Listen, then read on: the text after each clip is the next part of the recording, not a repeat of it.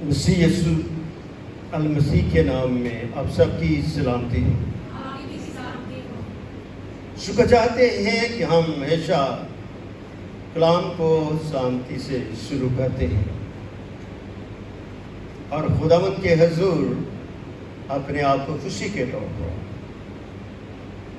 इस ईमान की रूह सुकून के वसीले से हाजिर होकर और खुदा के पाक रूह में होकर कलाम को महसूस करते हैं, उसमें मसरूर होते हैं,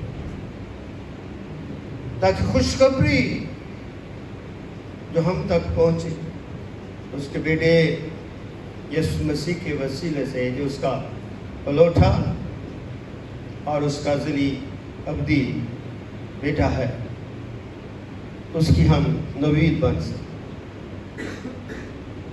आज का प्रोग्राम मसीह यीशु की खुशखबरी क्या है?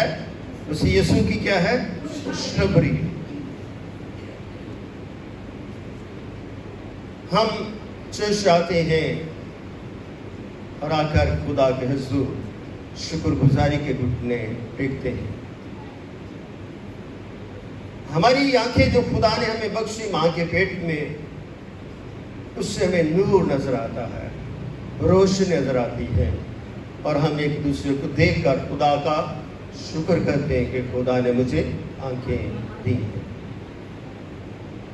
जब घर से चलते हैं तो खुदा का रूह हमारी निगहबानी करता है, तर्जमानी करता है, हम उसकी बना में आगे खुदा के चौखट तक पहुंचने की जिसारत हासिल कर सकते रहे हैं। तो ये खुदा की एक नवीद है। और जब हम खुदा के चौखट तक पहुंचते हैं तो आप ये कहते हैं कि खुदावंद तू धन है, तू मुबारक है, तेरा नाम ऊंचा है और तेरा नाम सर्व बुलंद है। फिर हम कहते हैं जय हो प्रभु की। जय का मतलब है तारीफ, प्रभु का मतलब है बाप, यानी कि उसकी तारीफ हम किसकी करते हैं? बाप की। और इस तारीफ में हमारा मददगार कौन होता है? खुदा का रूहुल कुद्स। और वसीला ईमान कौन बनता है? खुदा बेटा। तो जब हमारी प्रस्तुश में, हमारे ईमान में, हमारे किबले के को दुरुस्त करने में खुदा बाप, खुदा बेटा और खुदा रूह कुद्स हमारी मदद और मामनत करता है, तो इसका मतलब है कि खुदा हमारी जिंदगी से क्या है? खुश है। खुशी वो थी जो बांट दी जाए। क्या है? खुशी वो जो बांट दी जाए। गमगीनी वो जिस पर हमें तसल्ली मिल जाए। कलाम की ये कुदरत है, कलाम की ये अजमत है, कलाम की ये फजीलत है कि वो खुशी करने वालों को और खुशियां अता करता है, गमगीनों को दलासा देता, तसल्ली देता, इत्मीनान देता। और क्या कहता है? मेरे बाप के घर में बहुत सारे मकान, अगर ना होते तो मैं तुमसे कह देता। अच्छी जगह का खुदा बताता है। और शागिर्दों को क्या कहता है? क्या फरमाता है कि तुम्हारा दिल ना घबराए। घबराया हुआ शख्स खुशी हासिल नहीं कर सकता। जैसा नबी एक बहुत बड़ी आला सिर्फ बात करता, उसके ज़र्फ का ज़हूर यह है कि वो एक पैगाम जो खुदा से मिलता है वो मुझ तक और आप तक, बल्कि पूरे आलमे खुल तक पहुंचाता है। और ये खुशखबरी है, नवीद है, ये नवीद रहमान है। और वो क्या है? खुदावंद। खुदा लफ्ज खुदावंद भी है और खुदा भी है। की रूह क्या है, मुझ पर है, क्योंकि उसने मुझे क्या किया है, मसा किया। जब उसने मसा किया तो किसी मकसद के लिए मसा किया, बगैर मकसद के लिए किसी को मसा नहीं किया।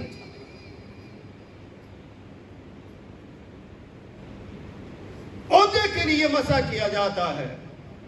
तो ये खुदा का नबी है जो रसालत करता है, जो लोगों से कलाम करता है, लोगों को अच्छी बातें से आगाही देता है, ताकि वो लोग जिनके दिल टूट चुके, जिनके पास इत्मीनान नहीं है, उनको वो दिलासा दे सके। उसने अपनी पहली मिसाल की कि खुदावन, मेरे खुदा ने क्या किया, मुझे रूह, क्या खुदावन, खुदा की रूह मुझ पर है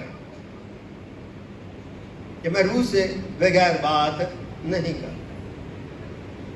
उसने का रूह मेरे से कलाम किया है और फिर मैं रूह से क्या किया गया हूं, मसा किया गया हूं। समझाम कहते काश उसमें बड़ा मसा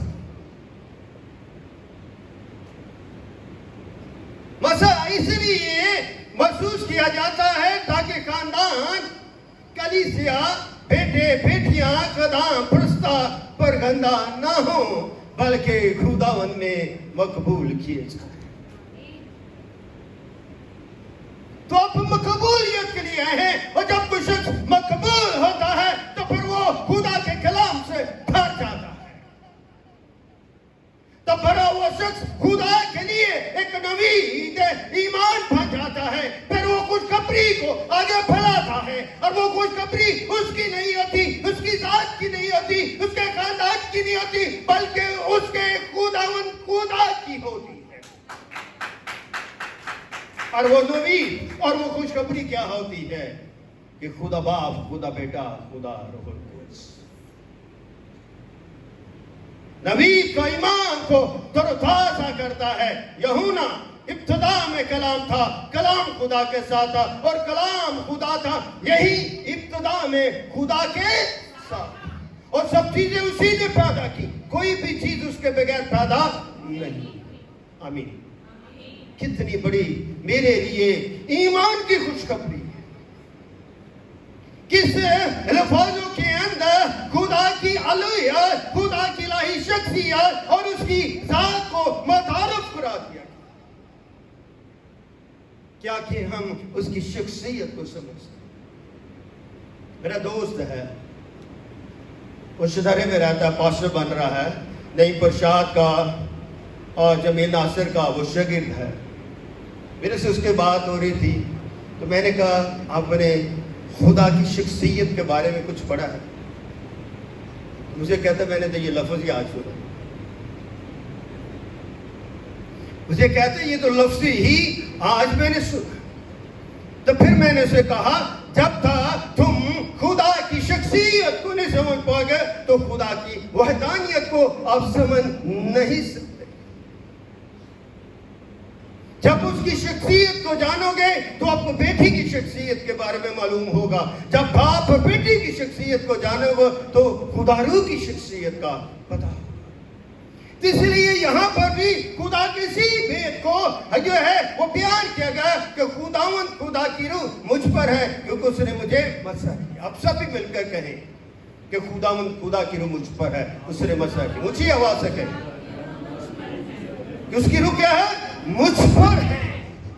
ये बरकत है, ये अनॉइंटिंग है, ये खुशखबरी है, ये खुदा का जलाल है, ये खुदा का जमाल है, ये खुदा की फजीलत है, ये खुदा की नवीद है, ये जो है ईमान है, ताकि मैं एक दूसरे को बता सकूं कि मैं रूह से खाली नहीं हूं। रूह भी मुझ में है, खुदा भी मुझ में है, बेटा भी मुझ में है, और बाप बेटे और उल कुद्दस के नाम से मैं मसा किया गया हूं, और ये मेरी खुशखबरी है ताकि मैं हलीमों को खुशखबरी सुना सकूं। जब मेरे पास कलाम होगा तो मैं हलीमों को, तंग दिलों को, जिन्होंने अपने दिल और अपने दिमाग बंद किए हुए हैं, उनको मैं सुना सकता हूं। हम अपने अंदर कलाम को जगह नहीं देते, अपनी खुशखबरी को अपने साथ नहीं रखते, अपने दिल में नहीं रखते, अपने दिमाग में नहीं रखते, अपने बदन में नहीं उतारते, तो हिकमत हम जिंदगी बसर करते हैं। जब इसी बातों को आप दिल में रख देते हैं तो हिकमत हासिल करते हैं, और वो हिकमत जो होती है न नफसानी होती है न शैतानी होती है, बल्कि मेरा अब्बा खुदा और मेरा खुदा मुझे इलाही हिकमत अदा करता है, ताकि इस इलाही हिकमत से मैं खुदा के कलाम को समझकर उसकी खुशखबरी की नवीद बन जाऊं। और आगे जवाब मिलता, उसने मुझे भेजा है। कलाम कहता है उसने मुझे भेजा है, बाप ने मुझे भेजा है। क्या मैं दूं शिकस्ता दिलों को, क्या दूं तसल्ली, क्या दूं के लिए रिहाई, और सीरों के लिए क्या करूं आजादी का ऐलान करूं। एक कौम है 400 साल असीरी में रही, वो कौन सी कौम है? बनी इस्राएल कौम। कितने सौ साल? 400 साल वो मिस्र की गुलामी में रही। तकलीफ, वसीयत, मुसीबत, लाचारी, गमों की जिंदगी, दुख की जिंदगी, परेशानी की जिंदगी, 400 साल गुजर जाते हैं। फिर खुदावन वहां से एक नबी को भरपा करता है, और जिसका नाम मूसा है। फिर वो उस कौम की नुमाइंदगी करता है, उनको उभारता है, उनको कलाम से क्या करता है? तरोताजा करता है, और उनकी आजादी का ऐलान कर देता है, ताकि खुदावंद का साले क्या हो? मकबूल हो। जब हम खुदावंद में कैदी बंद से रिहाई पा लेते हैं, तो खुदा हमारी जो गुलामी की असीरी के जुए क्या है? तोड़ देता है, बंधन तोड़ देता है। तो फिर हम कहते हैं जय हो प्रभु की, जय हो यीशु की, ऊंचा नाम तेरा, तू है मेहरबान। बातों से नहीं, उसकी ऊंचाई को समझे।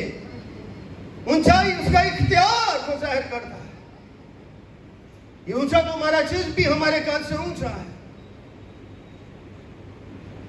मगर खुदा का कद इतना सरबुलंद है कि जब हम ऊंचाई की बात करते हैं तो उसके आगे लिखा हर एक घुटना झुकता है। तो मुझे और आपको क्या करना है? झुकना है। हम झुकते नहीं, हम अपनी ईगो से बाहर आते नहीं, हम अपनी नेचर यानी फितरत से बाहर आते नहीं आते। खुदा चाहता है कि हम अपनी नेचर से, अपनी फितरत से बाहर आए, ताकि मेरे साले मकबूलियत का वक्त शुरू हो जाए। और जो खुदा को साथ वक्त गुजारते हैं, खुदा उन्हें एक और बरकत देता है। आइए मेरे साथ यशायाह नबी का सहीफा और उसका 42 बाब देखते हैं। 42 बाब और उसकी 7 है।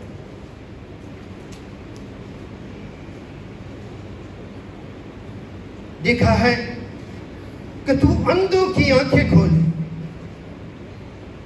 और असीरों को कैसे निकाले, और उनको जो अंधेरे में बैठे हैं कैद खाने से क्या करेगा? छुड़ाएगा। कि तू अंधों को क्या देगा? आंखें देगा। हम ये महसूस करें कहीं हम देखते हुए अंधे तो नहीं है। खुदा मेरे अंधेपन से मुझे क्या करना चाहता है?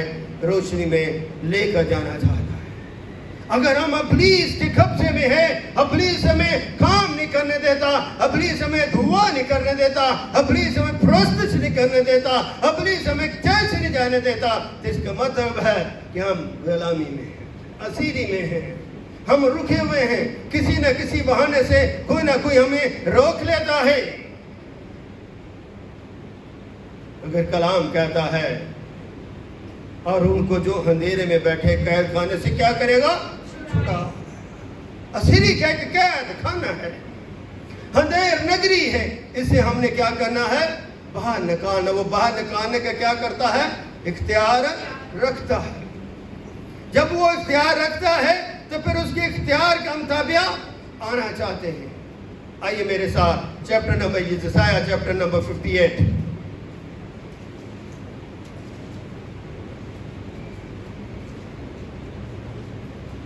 चैप्टर नंबर 58 वर्स नंबर 6 पढ़ेगा। निकाला जी बहन जी पढ़े। क्या वो रोजा जो मैं चाहता हूँ ये नहीं कि जुल्म की जंजीरें तोड़े और जुए के बंधन खोले और मजलूमों को आजाद। आमीन। क्या गुलाम कहता है, क्या वो रोजा जो मैं चाहता हूँ।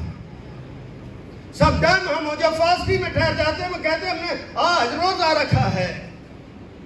वो रोजा हम अपनी जात के लिए, अपने फायदे के लिए रखते हैं। मेरे बच्चे ने पेपर दिए हैं और वो उसके अच्छे नंबर आते हैं। कलाम कहता है, कलाम हमें सिखाता है, क्या तू उसको रोजा, क्या वो रोजा जो मैं चाहता हूं ये नहीं कि जुल्म की क्या कर दे। खुदा चाहता है कि ऐसा रोजा हो जो हमारे जुल्म क्या है, शैतान में जकड़े रहना। शैतान हम पर जुल्म करता है, जख्मी करता है, हम उसकी वो में बांध के रखता है कि वो हम जंजीरें क्या कर दे, तोड़ दे। उस जंजीरों को तोड़ने के लिए आपको खुदा के कलाम का सहारा लेना, खुदा के घर तक पहुंचना, खुदा की खुबत को महसूस करना। आप ही आते मैं खुश होता हूं। I was very happy when I see your face. मैं कहता हूं खुदा मन तेरा कलाम तो कहता है 2 या 3 जहां मेरे नाम के लिए इकट्ठे होंगे वहां पर मैं कहूंगा मगर 2 नहीं 3 नहीं, इतने ज्यादा लोग ईमानदार यहाँ पर मौजूद हैं और ईमान के रोजे में ठहरे हुए बैठे हुए हैं और जुल्म की जंजीरें इनकी और इनके खानदानों की, हमारे मुल्क से फल के पूरे आलम खबर की जंजीरें टूट जाए।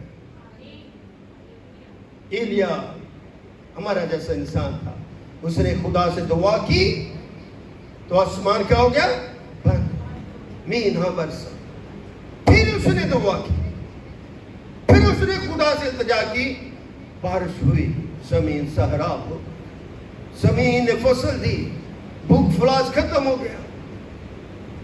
तो अब भी अपने मिजाज को समझे जाने, अगर हमने जुल्म की जंजीरों को तोड़ना है और जुए के बंधन खोलने हैं तो फिर खुदा को समझो, खुदा की नवीद, खुदा की खुशखबरी, क्योंकि खुदा सदा है, मैं और आप सदा नहीं। सदा तीकर क्या है ज़बूर, सदा तीकर रहमत है साढ़े प्रभु दी। क्या इंसानों की सदा तीकर रहमत हो सकती? हरगिज़ नहीं। एक ही शख्स है जो सदा तीकर जिसकी रहमत है, वो खुदा बाप है। तुम सब उसके क्या है, महतात। वक्त ब वक्त खुदा ने इस कलाम को हम पर नजर किया ताकि हम खुदा का शुक्र। शायद चैप्टर नंबर 59 में लिखा है, देखो खुदा का हाथ छोटा, हमारे हाथ छोटे छोटे हैं मगर खुदा का हाथ जो है वो पुरजला पुरवखार खुदरत से बड़ा हुआ है, वो छोटा नहीं। ये तशबीह के तौर पर खुदा हाथ भी नहीं रखता, खुदा हमारी तरफ फिजिकल बॉडी नहीं रखता, खुदा रूह है, वो कुदरत का मंबा है। मगर कलाम कहता है कि खुदा का हाथ छोटा नहीं हो गया कि बचा न सके। खुदा ने आपको बचाया। एक शख्स था, नबी, एक शगीर था जिसने कहा तब तक मैं ईमान नहीं लाऊंगा जब तक उसके हाथों में, उस राखों में उंगली नहीं डालूंगा। कौन था? तोमा। इससे उसने कहा खुदावंद यूसुफ मसीह जाहिर हो गए, तोमा देख मेरे हाथों को, देख उंगली पास ला, देख मेरी पसली को देख ले, मेरे पांव को देख ले, मेरे सर को देख ले। आगे क्या कहा? मुबारक वो शख्स जो बगैर देखे ईमान। हमें मुबारक होना बगैर देखे, देखे मान लाए तो क्या फायदा। तो अगर आप बगैर देखे मान लाएंगे तो खुदा हमारी सुनेगा। इसलिए लिखा है देखो खुदा का छोटा नहीं हो गया जो बचा ना सके, और उसका कान भारी नहीं तो सुन ना सके। वो सुनने वाला खुदा, खुदा ना ऊँगता है, ना कुछ करता है, ना सोता है, वो बल्कि हर वक्त जमीन पर अपनी निगाहों से देखता है। आइए मेरे साथ ज़बूर नंबर क्या निकालें, 146। 146 इस कलाम का दूसरा हिस्सा अगले संडे हम सुनेंगे, क्योंकि शायर बानी भी निकाल लिया। इसने निकाला प्लीज पढ़। हाँ, उसकी वर्ष नंबर क्या है, 7।